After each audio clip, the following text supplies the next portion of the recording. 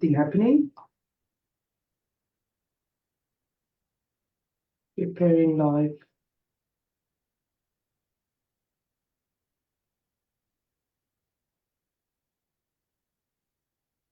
All right. We are live.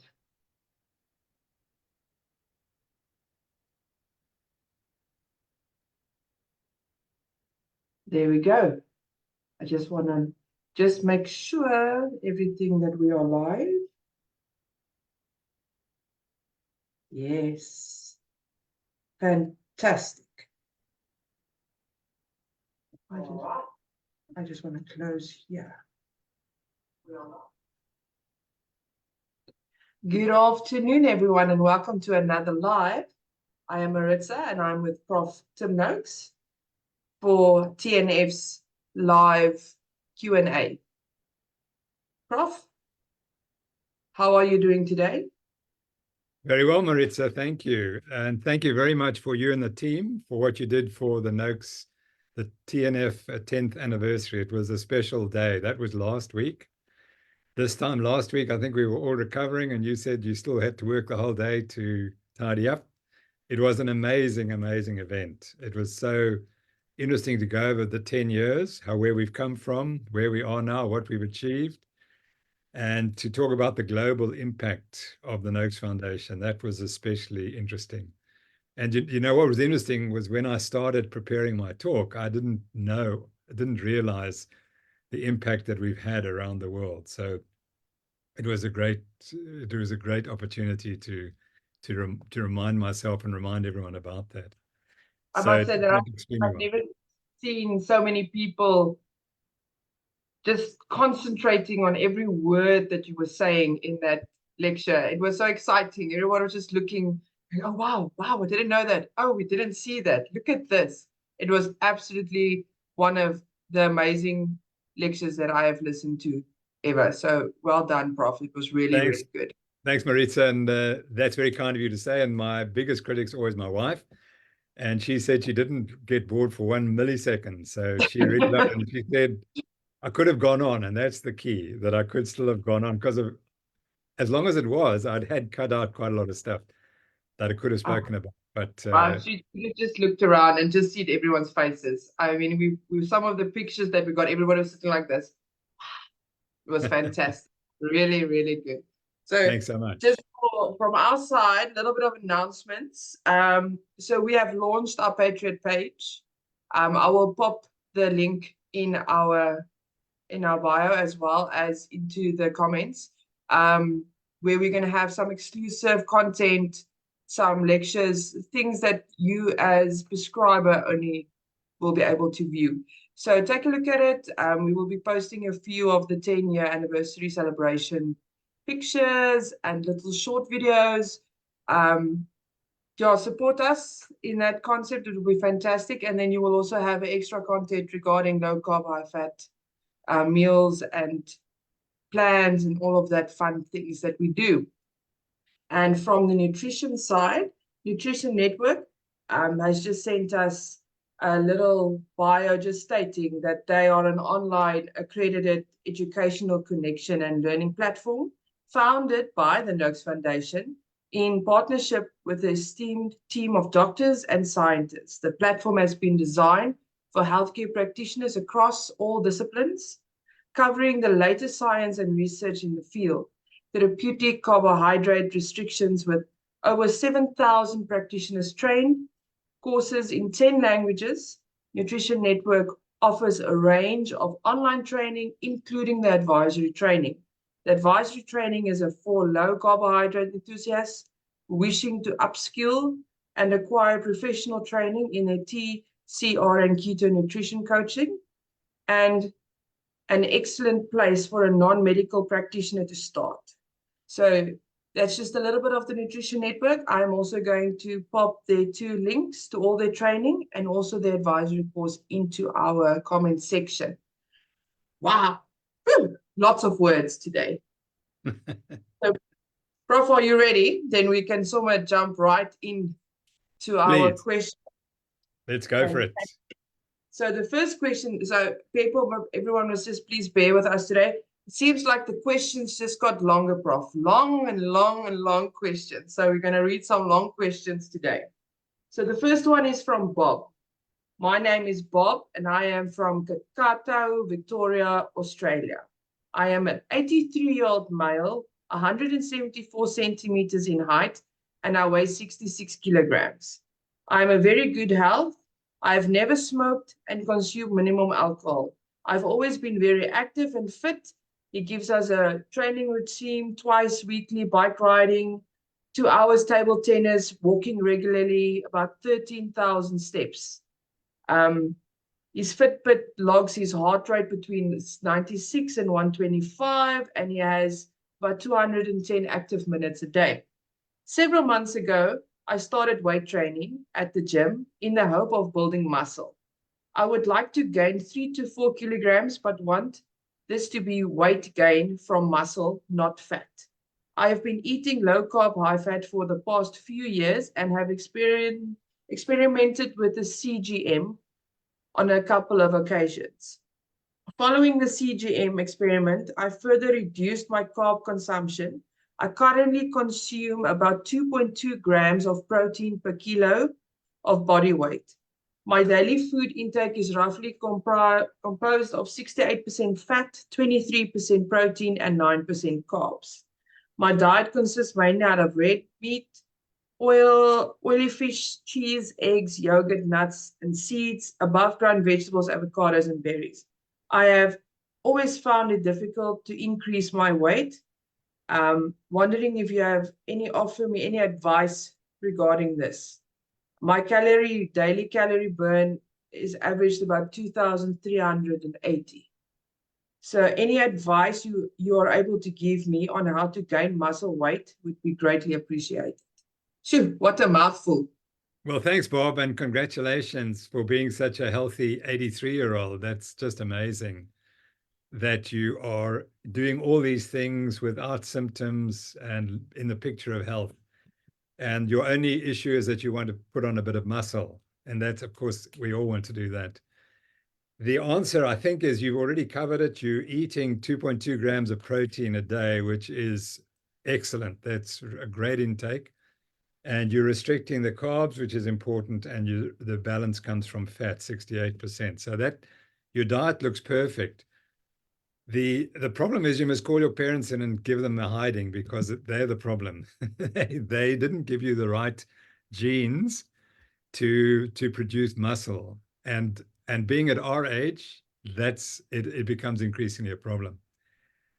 So the only advice I could give you would be to be trained with a person who's very good at increasing muscle mass in younger people and follow the same principles.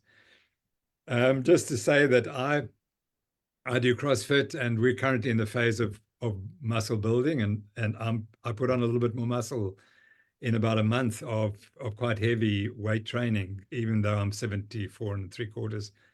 So we can't use age as the only excuse. So that 85, you're still okay. 83, sorry, you're still okay. You should be able to put on a bit of muscle at least.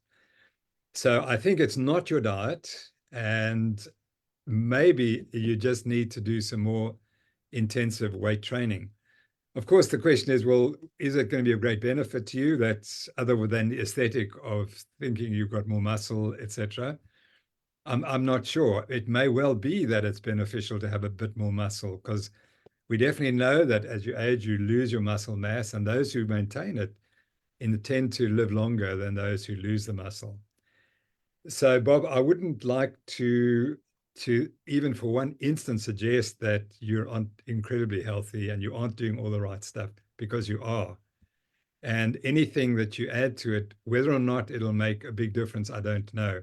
But specifically, if you ask the question, I just want to put on muscle, then my advice would be to be trained by a coach, because you'll never push yourself as hard as the coach will push you. And unfortunately, that's what you need.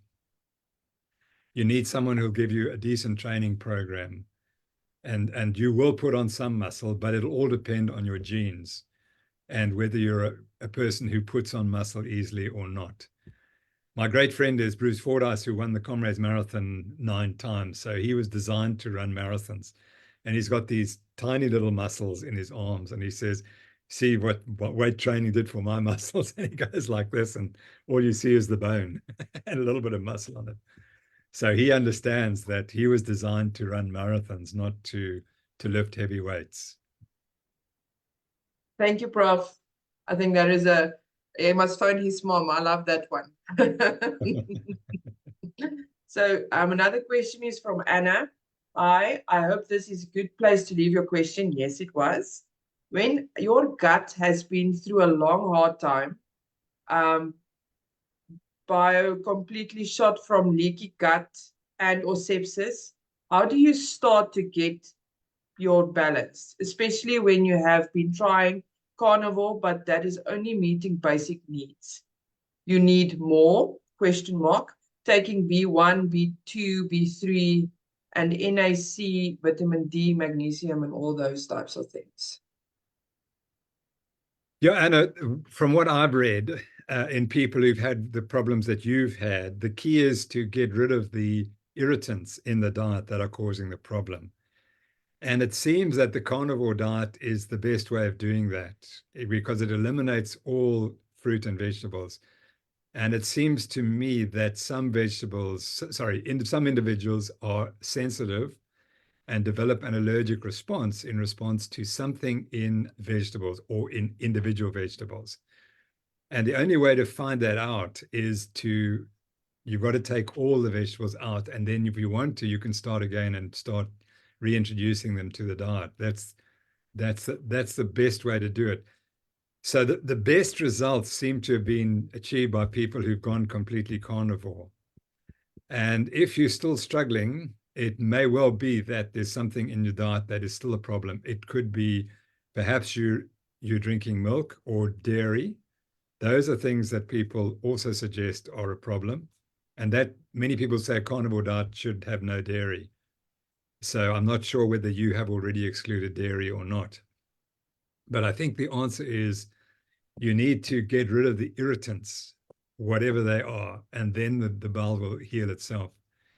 It looks to me like you're already adding a lot of nutrients, which is fine. But as long as the irritant is there, the problem will remain. So I would encourage you to keep looking for the irritant and try to get rid of it. The person who healed herself most was Jordan Peterson's daughter. And Jordan Peterson is very active on social media. And his daughter's name, I think, is Mikhail Peterson. And she cured herself of an incredible array of illnesses by going completely carnivore. So Mikhail Peterson is someone that you might want to follow and see what she did and see what her diet is and see if she's not got more advice for you. I'm sure that she would respond if you asked her specific questions about what you think you might be doing wrong and which she obviously got right. Thanks, Prof. So our next one is from Wendy. Wendy says, greetings from Canada. I've been thriving on the strict carnivore food plan of a variety of meat, eggs, and some fish, seafood for almost 2 years. As an experiment, I recently reintroduced a few ounces daily of a good quality European hard cheeses to see what might happen. I can physically tolerate these, love the taste, but I have gained a few pounds. Not good since I love to feel optimally lean.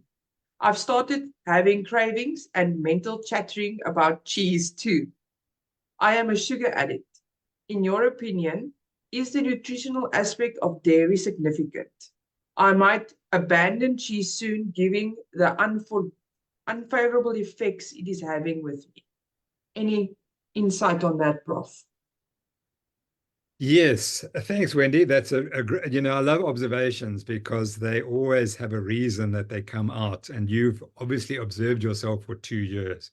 So you've been experimenting on yourself on 2 years. You found something that works.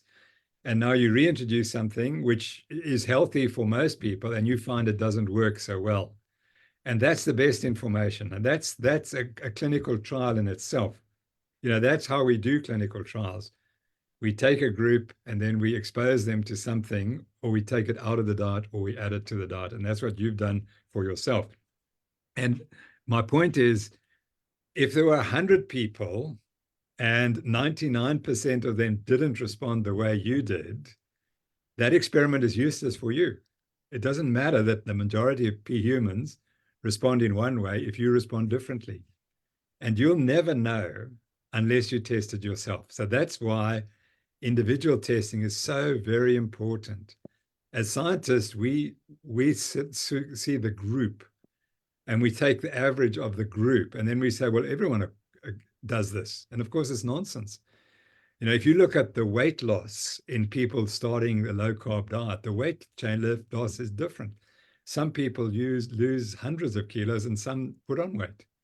And that's the spectrum. And to say then that this is what the low-carb diet does for everyone is nonsense. It's a very individual thing. So I think I've made my point there, that you're unhappy with the response to cheese. And unfortunately, it's probable that you need to cut cheese. Are there any nutrients in cheese that you can't get from other sources? There might be a bit of calcium that you could get. There are some other vitamins. But if you're eating offal and liver, you will be covering all the other nutrients that you need. So that's what I would suggest. If you're going to cut dairy and you say you're not having any dairy and you're concerned, then use bone broth and use liver and offal. Those three should be able to give you the nutrients that you want on your carnivore diet. Don't like it. Phew. Thanks, Prof. So I'm just quickly going to our comments here.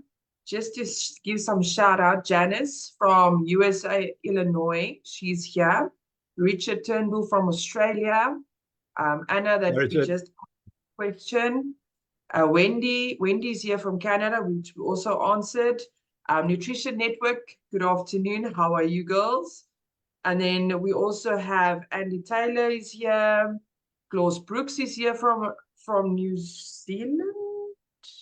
Yes, so just a shout out to everyone there. We also have a question from Richard. I will just go here. Richard said, hello, Prof.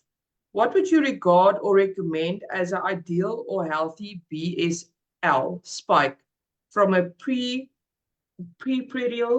to a post-prandial? Postprandial. That one, yes, that one. Is that a blood glucose spike? Okay, BSL.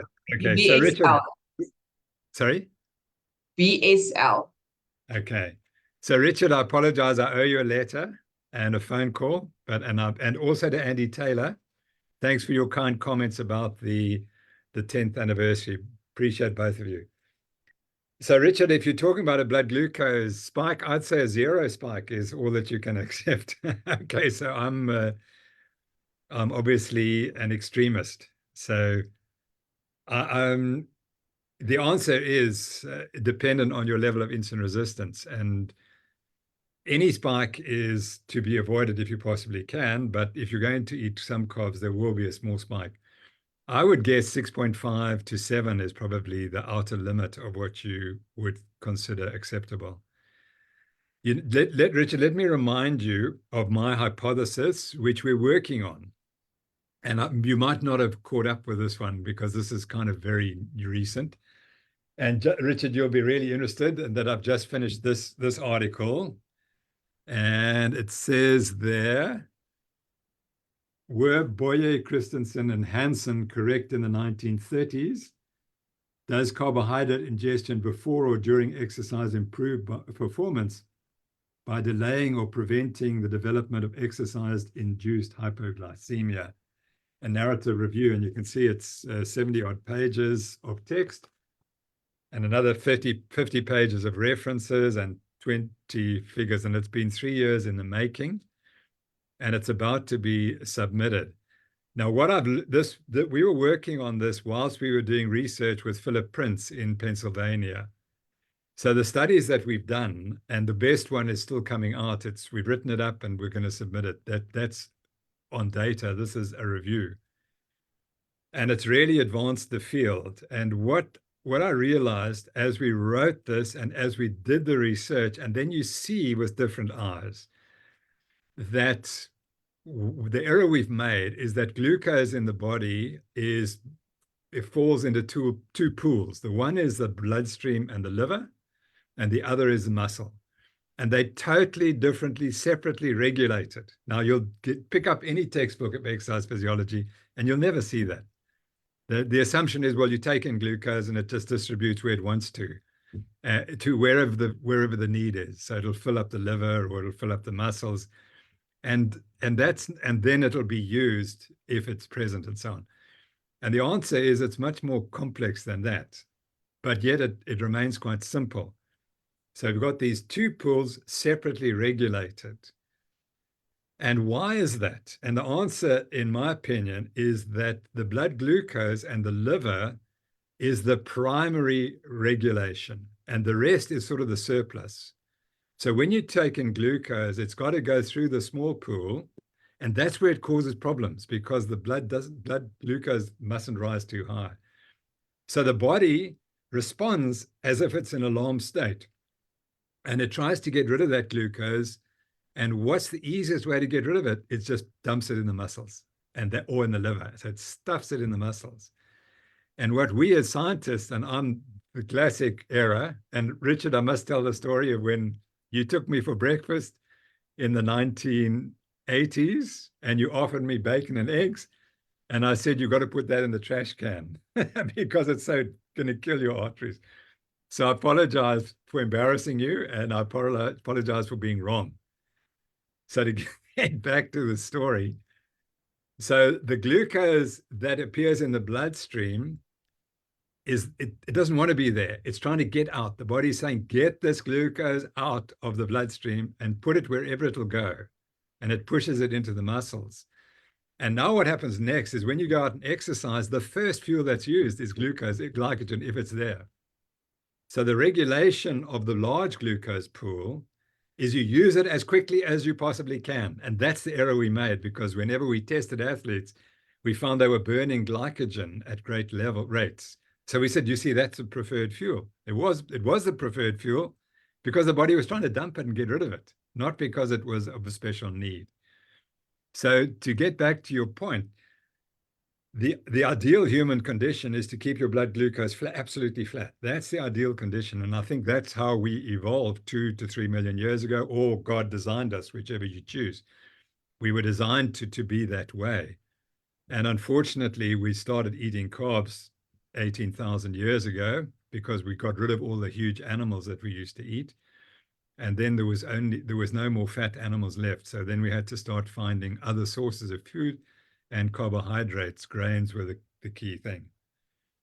So Richard, I think I know what you're thinking. I think you're thinking, if you were to take glucose in your personal capacity, what would a safe glucose spike be? And I think keep it below 6.5 or 7. That would be acceptable. And get it down quickly. Those would be the key. Don't have it hanging around for a long time.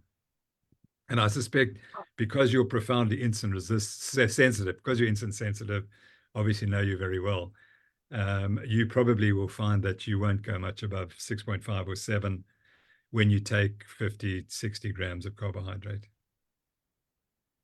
Thanks, Prof. What an answer.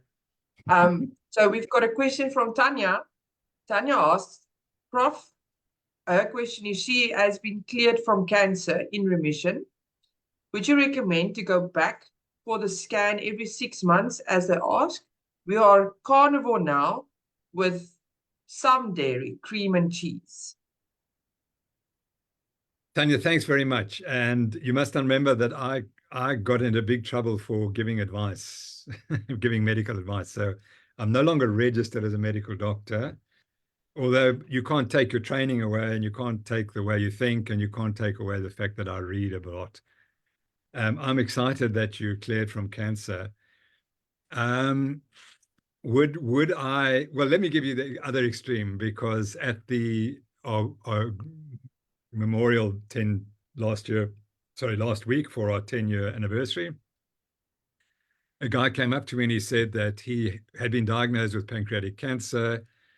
He'd gone on the low-carb diet and he'd immediately looked much better. His blood values had improved and he had refused to take any further treatments. And he was, if his blood markers changed again, he would simply start fasting again, as fasting was the main treatment that he used. The problem is that we don't know if what's in the bloodstream actually reflects in his particular cancer, it really reflects that the cancer is getting worse and growing. So for him, and he's 6 years post, having been diagnosed with prostate cancer and having done nothing 6 years ago, and he's still doing extremely well, although there's some suggestion that there might be some cancer there present. The danger is would you want to be tested every 6 months? And I'm putting it on myself. It's a difficult one because if you do get tested every 6 months, they might find something that you don't like, and then they might put you into treatment that may be less effective than you hope it would be. That's the problem with cancer therapy. I tend to think that you're better off doing everything that is not in the conventional medicine formula.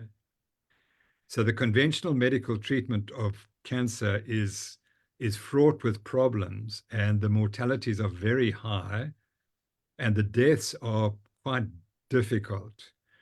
And I think that happens because the patient is told they've got cancer, the only option is to do this treatment. And so they accept it, and then they don't understand that they're not told the full truth, that the treatment does not promise to cure you. And in some cases, it speeds up death. So those are the problems. So, Tanya, I think you have a very good idea of what's happening in your body, and you've been very successful to get rid of the cancer. If I was to say you shouldn't go for the testing and they missed something they could have treated, then that would be wrong advice. And that's the problem. So we've got this balance. If I tell you don't be tested and you then in a year's time you go and then they find that it's advanced, the cancer's advanced, and if you'd gone 6 months ago, they could have helped you, then I'd be giving you the wrong advice. On the other hand, if you go and in 6 months' time and they find that the cancer's advanced and you then get the treatment that is perhaps inappropriate, then it's a problem as well. So I would probably, on balance, I would say have the testing, but be very cautious about what you do on the advice that you get. Obviously, if they tell you you're clear, then that's fine. They don't need treatment. But if they find that you aren't clear, I would say, okay, what are the options? And don't ignore the use of other agents like ivermectin, like febendazole is a new cancer agent that is being widely promoted. Intravenous vitamin C, oxygen therapy. There are a range of treatments for cancer which are not included in the conventional armament that most cancer therapists use. So that's my advice. But in the meantime, you're doing the right thing by not eating a high carbohydrate diet, because for some cancers, the glucose and carbohydrate drives the cancers. So I think in summary, having talked it through in my brain while I'm talking to you, I would have that test in 6 months' time. But I would be very cautious what I did if they said, well, actually the cancer's advanced or it's still there. Be cautious what you do. And the answer is, if you have been cleared once, it can't be too advanced in 6 months' time, so that maybe there would be a role for all these other treatments. Our textbook, by the way, of our ketogenic textbook includes a lot on cancer therapies for low carbs, but not, and the way that you use the low carb diet in all sorts of different ways in people with cancer. And my very good friend, colleague, his wife is currently being treated for cancer, and they're going according to this textbook. They're going using all the expertise in the book, and they're speaking to all the world authorities. And I think that there's a new future for cancer therapy. but you have to not be bound rigidly by what allopathic medicine tells you in terms of chemotherapy. There is another route, or use them both together. And I think that the outlooks looks really good. One of my great friends had stage 4 malignant melanoma, and he should have died, and he's cured. Another lady I met recently, she was given chemotherapy, stage 4. She eventually said, "That's it. I don't want any more. It's killing me." And she went and found her own treatments, and 10 years later, she's doing very well. So there are other options, and I would advise you to look for those options. In fact, not just you, of course, to everyone who's listening. Thank you, Prof. What an interesting subject. I think we should have a discussion just on that one afternoon. From Klaus Brooks, quick question here, sorry, from Brazil. Prof, I know you are against any form of carb, but eating fruit is it really that bad? I have no health problems apart from high cholesterol, which I know is not bad for me thanks to you. I stopped everything else. Also, I still couldn't break the habit of eating when I'm not hungry, for example, lunchtime. Any suggestions? Okay, so I quite agree that, it's the dose that's the problem for fruit, and a little bit of fruit is fine, but fructose itself is the body struggles to metabolize fructose effectively. And it's the dose that you need. And I'm sure there are other genetic factors that some people can eat more fruit than others.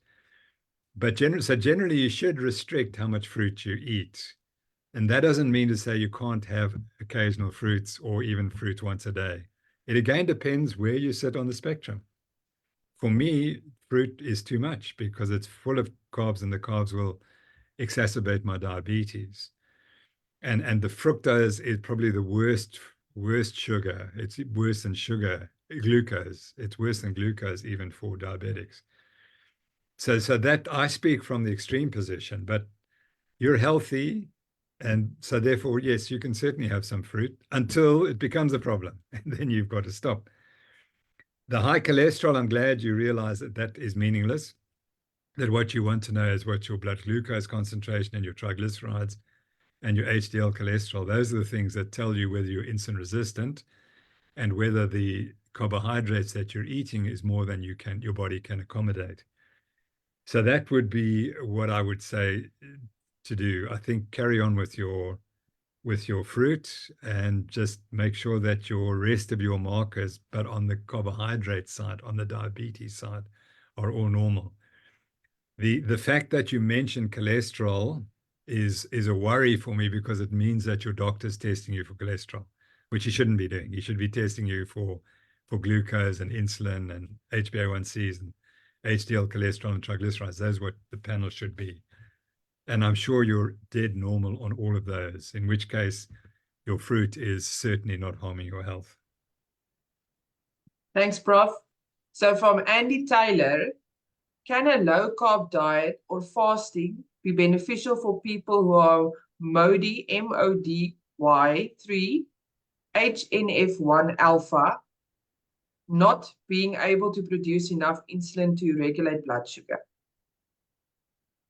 Yeah, I think that anytime you can't secrete enough insulin, or the insulin doesn't work, which is in my case, a type 1, type 2 diabetic, that keeping a low carbohydrate diet is very beneficial. Again, my argument is that the only reason you need carbohydrate is for your brain, and the liver is perfectly capable of producing all the glucose you need. The only exception, which comes also from this research work we've been doing lately, is if you're not fat adapted. If you're carbohydrate adapted and you exercise for more than 2 to 3 hours, your liver begins to fail in the sense that it can't produce enough glucose, and your blood glucose starts to fall, and your exercise performance falls, and you start to get symptoms of fatigue, and you can't think you'll ever finish the race. That was my symptom. And I wish I'd known then, not what I know now, because that symptom immediately, all you needed was a bit of glucose and you'd be fine. So that's what happens. The liver can't quite produce enough glucose. People who are fat adapted, as I know you are, Andy, they're better off because their brain becomes adapted to burn ketones and will allow the blood glucose concentration to drop far lower than when they're eating a high carbohydrate diet. So you become resistant to this low blood glucose level if you can burn ketones, and the brain becomes adapted to use ketones on this diet. So that's a very helpful adaptation. And it's also one of the adaptations in people who are type 1 diabetic using insulin, is that they can also become fat adapted, and their problem is always hypoglycemia because they inject too much insulin.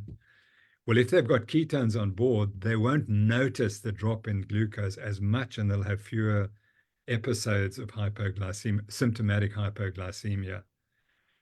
So carbohydrate restriction is beneficial for all types of diabetes, type 1, type 2, and the form that you mentioned. In any state where you're struggling to secrete insulin, you just don't load the system with carbohydrate. It's so logical, but yet we don't teach it in medicine. Thank you, Prof. So from Suzanne, we've got a question. Hello, Prof. I am 50-year-old preparing for my first marathon in November. I want to run it on a low-carb, high-fat. Already did a few half marathons and long-distance training up to 30 kilometers on keto, and all went well. Regardless, I feel a bit scared to do the marathon. Could you advise on literally or other sources which may help me with overcoming the fear? I would like to read about successful low-carb, high-fat athletes, especially long-distance runners, and more importantly, about the medical trials on this topic. Thank you very much. Thanks, Suzanne. And I'm just going to show you. So I've been studying hypoglycemia since 1981. And here was one of the first studies we did. I just happened to have it local at hand. It was an MSc thesis by one of my very first students. And this was probably published in 1983 or 84. So since 1981, we've been looking at hypoglycemia in marathon runners. So this was at biochemical changes in athletes during marathon and ultramarathon races, with special reference to the incidence and prevention of hypoglycemia. So I think I've got a right to speak about hypoglycemia. And in 2 of my 7 comrades, I became hypoglycemic, and that cost me a good finish. And I didn't understand, but eventually we did get to understand what was going on. So that was it. So in fact, in my final comrades in 1984, from halfway, and I'm beginning to think Richard's wife gave me this. We've spoken about Richard Turnbull. I just think that she was the one who was seconding at the halfway mark, and she gave me a thing like a tube of, it looked like toothpaste, but it wasn't. It was full of glucose. And I ran the second half. Every 2 minutes, I would squeeze this thing into my mouth. And I certainly didn't become hypoglycemic, and I had a reasonable good run, but I would have done better if I'd been fat adapted. And that prevented hypoglycemia. But now we know, and we've done the studies, you actually need a trace of glucose. I was taking maybe 50 grams an hour, but you don't need that much. We now know you only need 10 grams an hour. So Suzanne, if you are worried, all you need to do is get some glucose in a squeezy or some other format, or in a drink, and you just need 10 grams, which is, it's almost nothing. So 10 grams it's 100 ml of a 1% solution. I mean, I think it's just it's literally a trace of glucose in water. And that's all you need. And we have evidence, we haven't yet published it, but that is the case. So I can assure you that if you take in 10 grams an hour during your marathon, you won't get hypoglycemia. And I'll also tell you that you only have to start at halfway or even at 30 Ks because you've already done it. If that 30K run, your blood glucose was falling, you would have noticed it. You would have started getting symptoms of feeling fatigue and not being able to finish. If you didn't get them, then you find you can go 30 Ks without sugar. But there's no harm, absolutely zero harm in taking 10 grams of carbohydrate an hour. It'll only protect you from hypoglycemia and won't affect your metabolism one bit. So if you're fat adapted, you will still act as if your body's fat adapted. It's only when you take 50, 60, 70 grams an hour that you inhibit your fat adaptation to some extent. But so you don't need that. You just need 10 grams an hour and you will be absolutely perfect. So congratulations, you're going to have a fantastic run. And while everyone else is falling by the wayside at 35 kilometers, because their body doesn't know what to burn, it's got no fat and it's got no carbohydrate, you're just going to be burning all this fat and storming past everyone. So final bit of evidence, a final bit of advice, running your first marathon, it's really tough. And it gets tough after about 30K. So the first 30Ks is given to you for nothing. And that's why you've trained that and you know that. But then the next 12Ks are really tough. So the way I used to run the marathon, I would segment it into distances. And I'd try to run as fast as I could over 10Ks, the final 10Ks. That's what you do. You hold back, hold back, hold back, hold back to 32Ks. And that's when the race starts. At 32Ks, you say, okay, I'm not going to run my fastest 10K ever. And that's the focus you have. And the beauty of that is it holds you back when the running is easy. The running is so easy, 10, 20 Ks, up to 30 Ks, it's easy. And then suddenly it becomes really difficult. And you want to delay that point for as long as possible, and don't let it come too soon. That's the key. So I've given you 2 pieces of advice, which will make your first marathon really good. The one is you just need a little carbs. And the second is don't hurry to get tired. The fatigue is coming. I'm reading a book at the moment on all the great Kenyan marathon runners. And every one of them concludes that you cannot escape the fatigue of the marathon. It doesn't matter how trained you are. It doesn't matter if you run a 2:02 marathon or a 2:01 marathon, it's going to get you. It's going to get you real big time. And so they struggle just as much as everyone else struggles.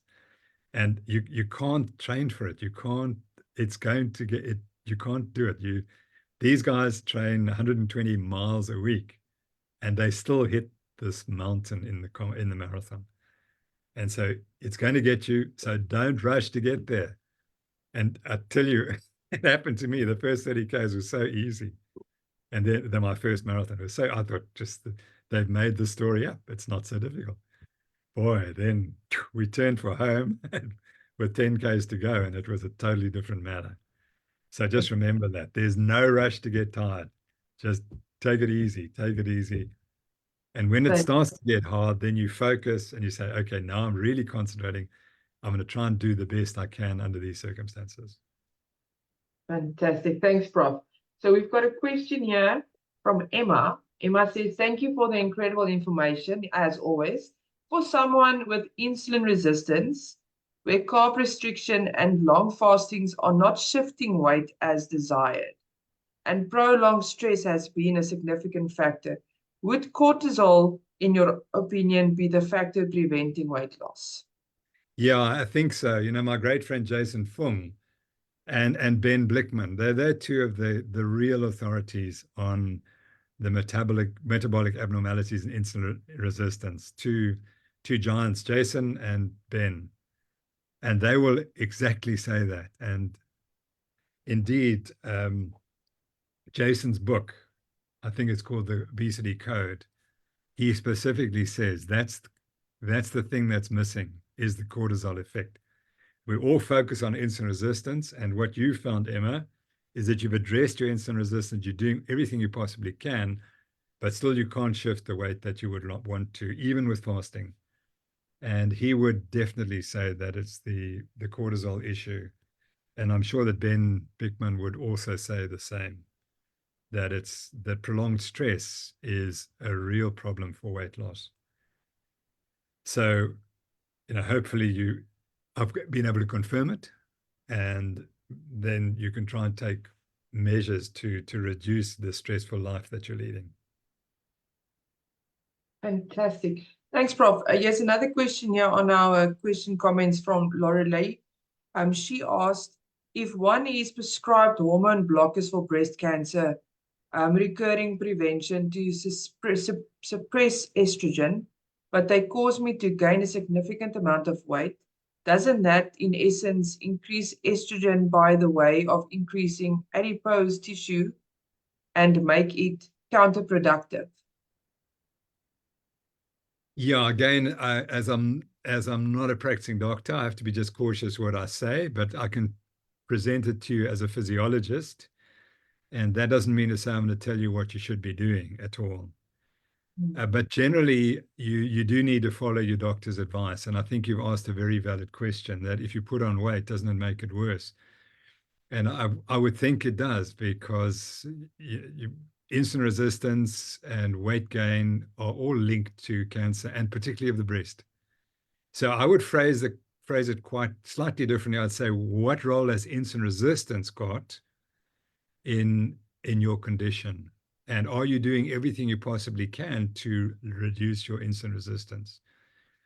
So if you want to control your weight on these medications, and I'm not certain that you can with what I'm going to suggest, but it's all we know at the moment, you need to restrict your carbs and see if that will help you to lose the weight, and then that will negate the concerns that you have. So maybe fasting, low carbohydrate diet, really low carbohydrate diet would be the way to go for you. And that's the treatment we would prescribe for breast cancer anyway. So I think that's the way. And you do need to reduce your weight if you possibly can, get rid of the fat cells, which are then, as you indicate, secreting more estrogen. So I think you're absolutely on the right track. But I would say focus on the insulin resistance and focus on whether your diet is not a factor explaining your weight gain as well. Thank you, Prof. Johannes asked, what supplements should someone take on Metformin if they're certain vitamins or mineral deficient? Have you any thoughts on that? Yeah, B12 is the big problem with metformin. So metformin reduces vitamin B12. And so the answer is you do need to supplement with vitamin B12, and some people would suggest you must inject vitamin B12 as well. Those are probably the two. That's the one vitamin that is a real problem for people taking metformin. I've just been reading a book which suggests it's not such a good idea to have injections because they overwhelm the system. They give the sudden flood of vitamin. And so, that's only speculation. I take vitamin B12 injections because I take metformin, but I also supplement with vitamin B12. And the answer, I think, is that one should check your B12 status and see whether it's proper or not, appropriate. And then you have to decide whether you're going to take injections, which will correct it more quickly than if you take oral treatment. But you're quite right. It would be inappropriate not to take B12 if you're taking metformin. That could cause long-term problems. B12 deficiency causes not only anemia, but it causes mental disorders as well, and anxiety and a few other things. So it must be reversed or corrected in people taking metformin. Oh, thank you. Thank you, Prof. Fantastic. Annalie the Brain said, hi, Prof. Are you familiar with Dr. Tracy Sims and her research and papers with regarding to the female body, menstrual and pre-post menopause?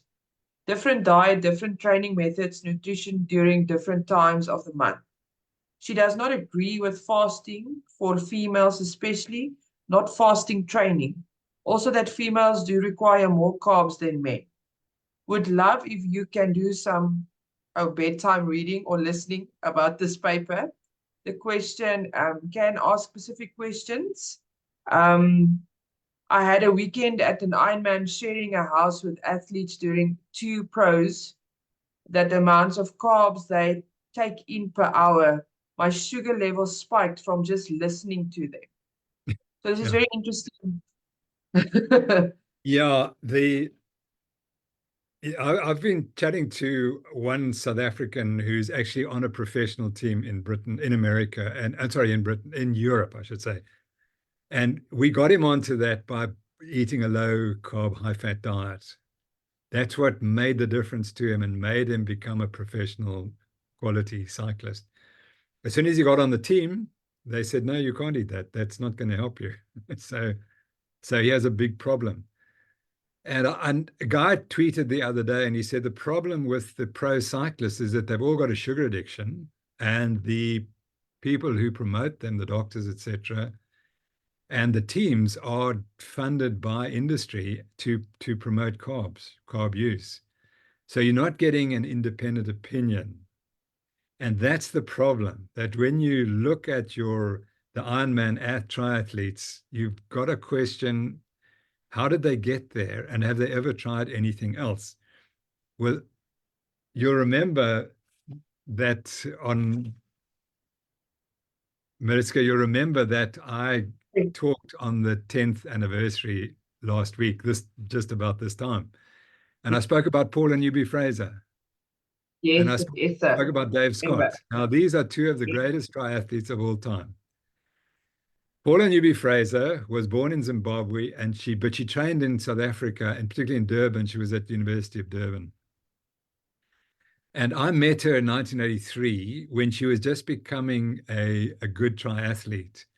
By 1984, she's gone to America, and she phoned me from America because she read about this funny thing called a high-fat diet, and she wanted to know about it.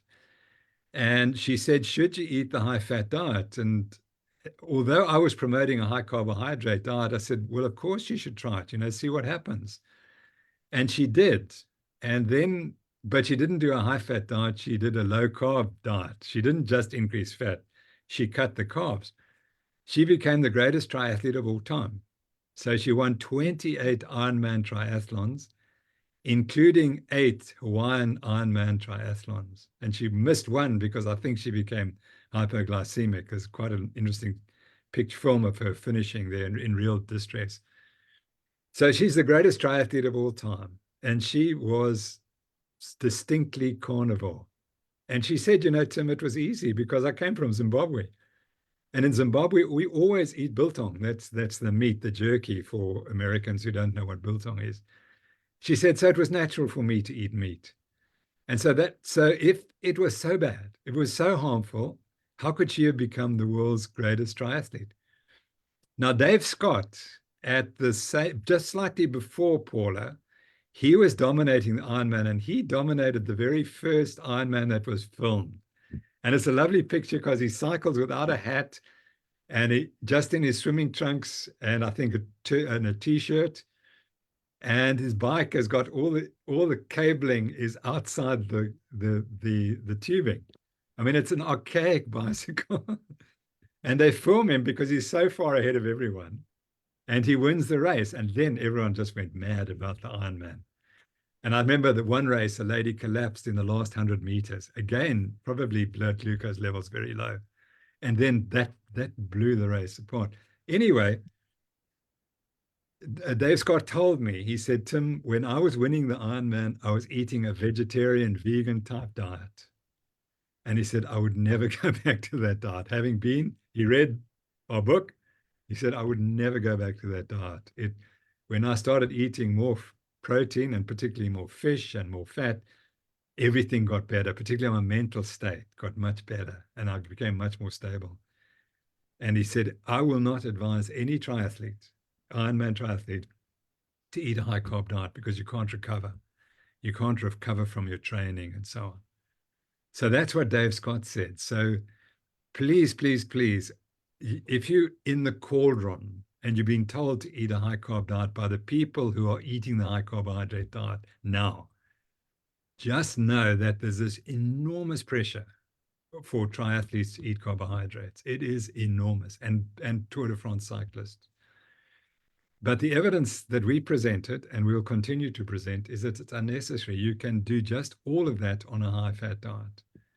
You don't need all those carbs. There's no special benefit from carbs other than to prevent your blood glucose falling. So that would be my advice. A step back. And now, sorry, now let's answer your question. You said that I need to read Dr. Tracy Sims' work. And certainly I would love to read it because we focused on men. We haven't focused on women. But the irony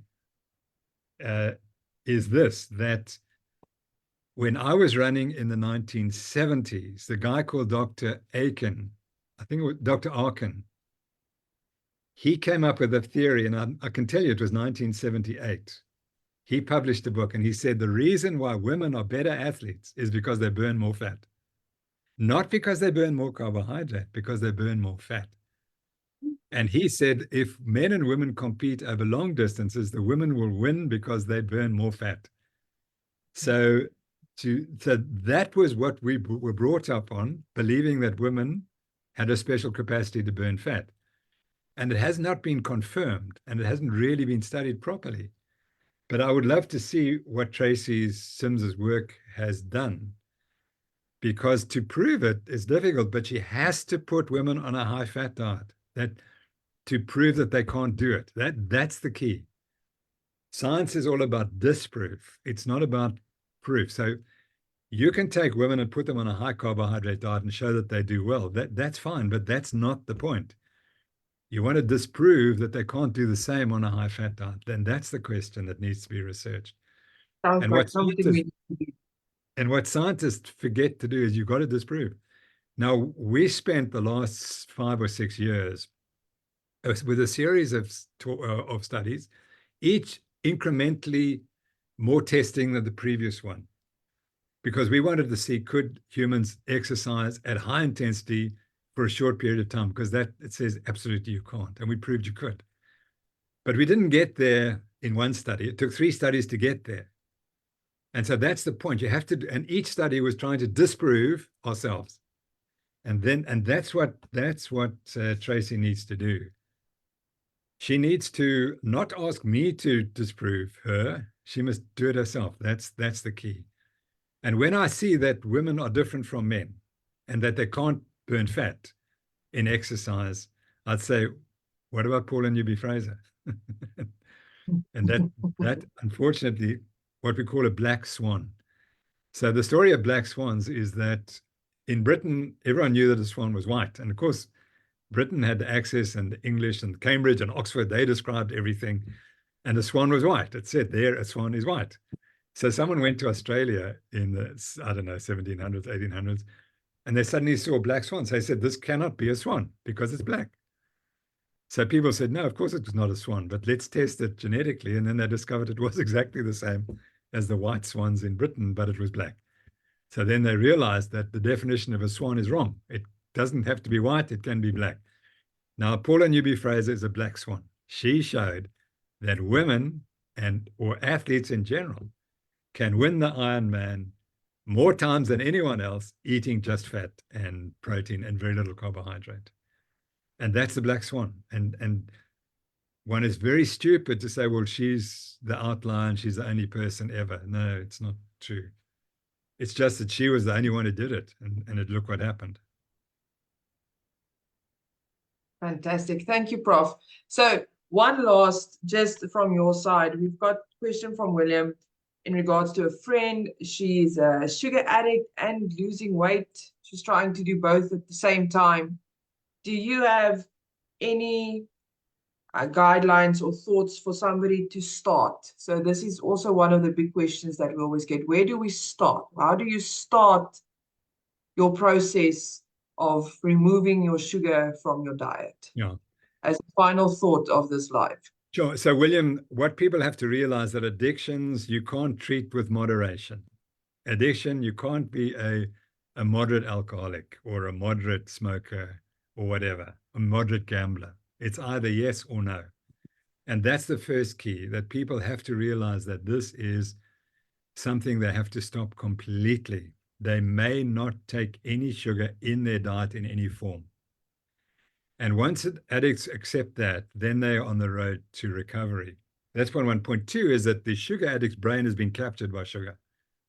Very important point. And the brain will respond and say, I need sugar. And it will drive you to find that sugar, just as it drives you to find alcohol or cigarettes. So the brain is in command, and it's got to be retaught and reprogrammed. And that takes experts to help you do that. And one of the real experts who we've come across is Bitten Jansen, and she speaks on our programs on the Nutrition Network. And there's a big food addiction conference in London coming up quite soon.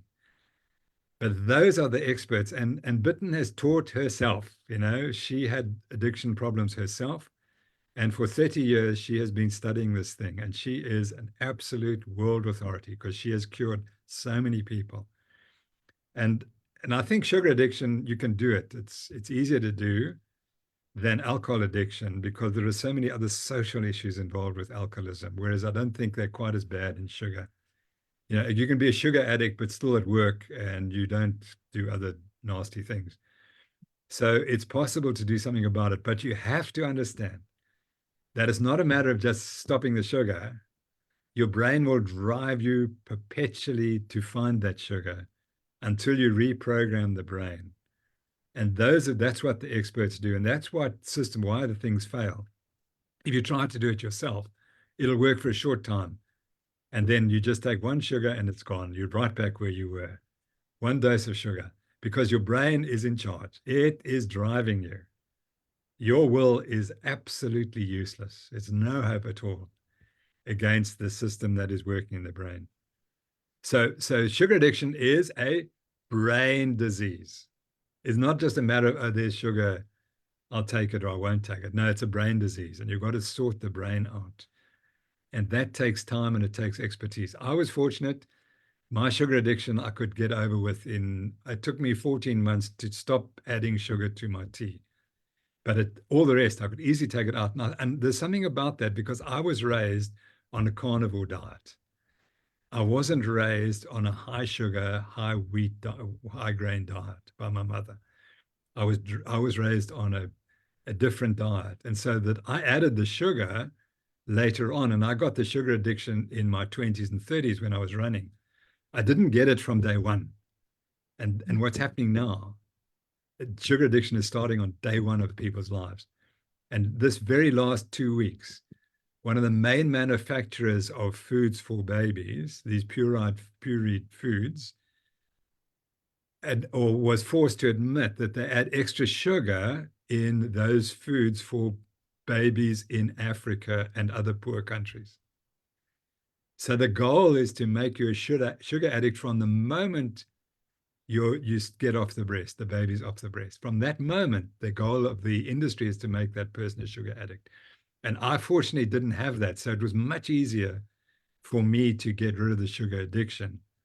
But if you've had a sugar addiction from the first day of your life, it's going to be incredibly difficult. And that's where you need the experts to help you. So it's not a small thing. It's a major thing. But my opinion is that sugar addiction is a major driver of all our chronic diseases because that drives you into the wrong foods, the ultra-processed foods. And those then cause all the problems that we have. So to reiterate, William, thanks for asking about sugar addiction. And what I'm trying to say, it's not a simple thing to treat. Some people like myself were very fortunate because we weren't programmed from day one of our lives.